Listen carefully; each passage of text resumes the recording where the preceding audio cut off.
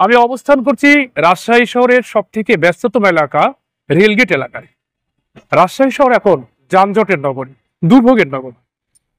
এই দুর্ভোগের নগরী, যানজটের নগরীর জন্য সাধারণ মানুষরা দায়ী করছেন ব্যাটারি চালিত যানবাহনকে।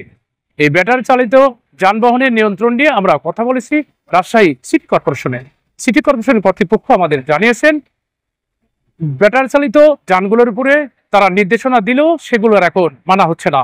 গত 2 বছর পূর্বেও ব্যাটারি চালিত যানের সংখ্যা 20,000-এর মতো থাকলেও সেটি প্রায় লক্ষাধিক গড়িয়েছেন। সকাল এবং বিকেলে সবুজ এবং লাল চিহ্নে সেগুলো চিহ্নিত করা হলেও সেগুলো এখন আর মানছে না ব্যাটারি চালিত চালকরা।